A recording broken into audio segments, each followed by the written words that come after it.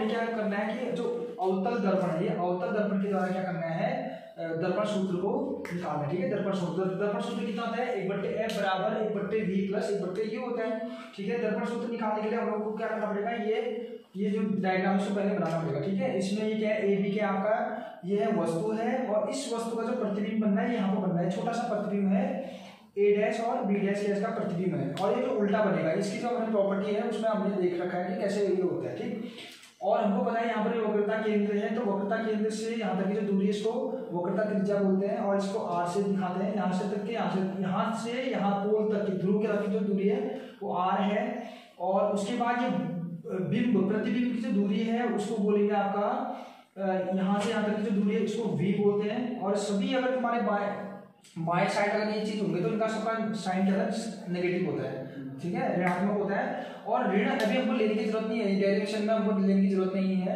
तो यहाँ पर माइनस आ जाएगी, माइनस का v माइनस का u और यहाँ से r है तो ये r हो गया। अब हमको प्रूव करना है, सिद्ध क्या करना है कि f बराबर 1/v प्लस 1/u होता है, सिद्ध करना है। ठीक, तो हम क्या करेंगे, पहले सर्वांशम सिद्ध कर रहे हैं हम लोग। देखो इसको क्या कर रहे हैं, त्रिभुज एबीसी तथा त्रिभुज सी बी डैश ए डैश के आपस में क्या है, सर्वांशम है, लेकिन इसके लिए पहले हमको दिखाना पड़ेगा कि सर्वांशम कैसे है। अगर दो कोण अगर हम ये प्रूव कर दे, दो कोण अगर सर्वांशम है करके अगर हम दिखा दे तो ये त्रिभुज के जो भुजा का अनुपात होता है आपस में बराबर होता है, ये चीज कर रहे हैं। ठीक है, तो देखो ये वाला जो भुजा है ए बी, और यहाँ पर भुजा है कि हमारे ए डैश बी डैश, और ये देखो यहाँ पर छोटा त्रिभुज बनना है, यहाँ पर देखना ए डैश बी डैश और सी, ये छोटा सा जो त्रिभुज है, और ये बड़ा त्रिभुज ए बी और सी,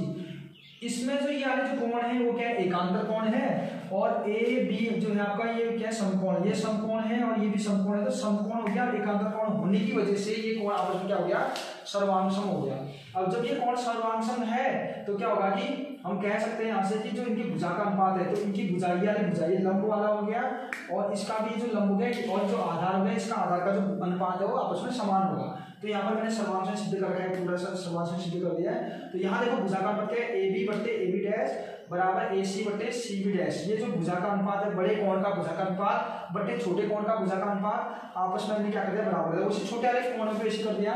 कि जो आधार का अनुपात है ए सी, देखो आधार का अनुपात बड़े कोण का और छोटे कोण के आधार का अनुपात क्या कर दिया, आपस में इनको बराबर कर समीकरण 1 बना दिया। AC का मान निकालना है, थोड़ा सा देखो कैसे निकालना है। AC का मान, AC क्या आपका यहाँ से लेकर यहाँ तक की दूरी है, A और C के बीच की दूरी है। अब इसको निकालने के लिए क्या करना पड़ेगा कि ये जो दूरी है कि किसकी दूरी है, वस्तु की, तो U, ये U में से अगर ये F ये वाला ये दूरी देखो C कहाँ पर है R, अगर मैं U में से R घटा दूंगा, ये बड़े वाले में से छोटा घटा दूंगा तो इतना तो बचेगा, तो इसको मैंने यहाँ पर लिखा है, देखो U माइनस V तो ऊपर वाला हो गया आधार, और R में से जब F घटा देंगे हमारा C भी डैश भी आ जाएगा। ठीक है, बड़े वाले में से U में से V घटा दिया। अच्छा मेरे को ये निकालना था, क्या निकालना था, AC निकालना था। AC निकालने के लिए क्या करा, इतना निकालना, तो इतना मतलब ये यहाँ तक आपका क्या था, U था, और U में से अगर V घटाएंगे, मतलब इतने बड़े वाले में से ये छोटा वाला घटा देंगे, ये घटा देंगे, बड़े वाले में से देखो यहाँ पर क्या AC निकाल दो। AC निकाल के इतने में से जब ये इतना एरिया घटा दिया मैंने, तो मेरे को क्या मिला आपका यहाँ पर U माइनस V मिला, मेरे को क्या मिला, AC मिल गया मेरे को। ठीक है, और सी बी डैश कैसे निकालना है, सी बी डैश, ये सी बी डैश ये कैसे निकालूंगा, जब R में से देखो ये R में से मैंने क्या घटाया, F घटाया, R में से जब F घटाया तो ये वाला एरिया निकल जाएगा। ठीक है, तो ये एरिया निकल। अब इसको समीकरण 1 बना दिया मैंने, समीकरण 1 बना दिया, जैसा काम मैंने पहले वाले त्रिभुज में कर रखा है, पहले वाले साइड में वैसे काम मैंने दूसरे साइड में करा है। यहाँ पर मैंने क्या किया, M से P पर एक लंब डाल दें ऐसे करके, और जो लंब होता है M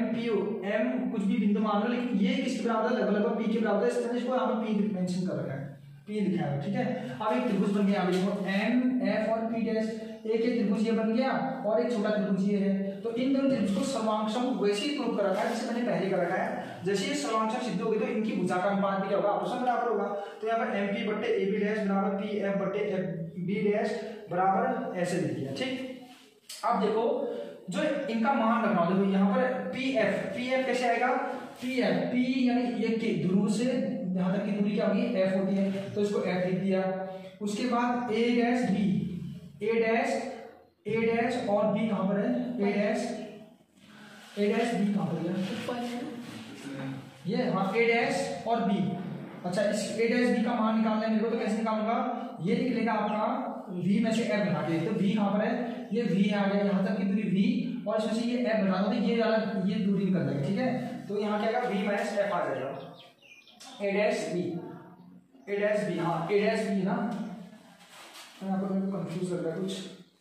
अच्छा ठीक है, ये mp और a डैश की साइड है, ये f और b डैश, सॉरी, तो f और b डैश, तो f और b डैश यानी इतना, ये जो आधार है इसकी दूरी निकालने के लिए क्या करना पड़ेगा,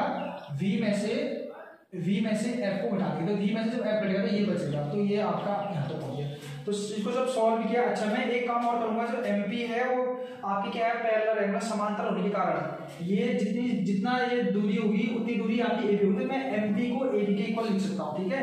mp बराबर ab लिख दिया, तो यहाँ पर मैंने mp की जगह ab लिख दिया, ab डैश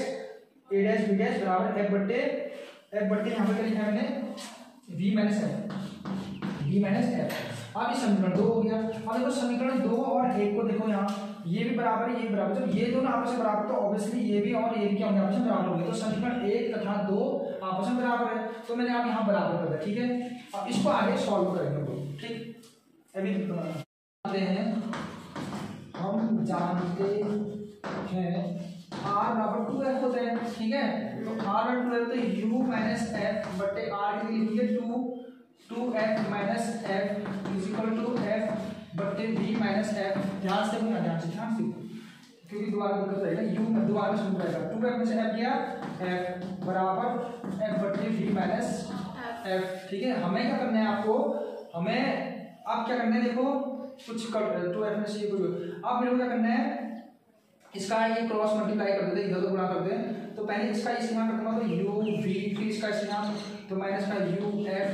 ठीक है, फिर इसका इसके साथ मतलब माइनस का f v, इसका इसका मतलब प्लस का f स्क्वायर आ गया, बराबर f का f के साथ f स्क्वायर दोनों प्लस के, तो ये आपस में कट जाएंगे। अब बचा मेरे पास ये क्या बचा है, तो u v बराबर ही माइनस वाले को इधर साइड लेके आना, तो क्या होगा, प्लस का हो जाएगा u f plus f v। अब लिखेंगे दोनों ओर किसका, u v f का भाग देने पर, तो दोनों देंगे भागा तो कितना आएगा, तो u v बटे u v f बराबर u f बटे u v f plus f v बटे u v f। अब देखो जो कट रहा है इसको काटते फटाफट, देखो u v और u v है, तो u v से u v कट गया, तो कितना बचा, 1 बटे f बचा, और u f से u और f कटा तो 1 बटे v बचा, ठीक। और यहाँ f v से f v कटा तो 1 बटे u बचा, ठीक है। यही आपको क्या दर्पण का सूत्र है, तो इस दर्पण का सूत्र याद करेंगे, 1 बटे f बराबर क्या होता है, 1 बटे v प्लस 1 बटे u, ठीक है। ठीक हो गया।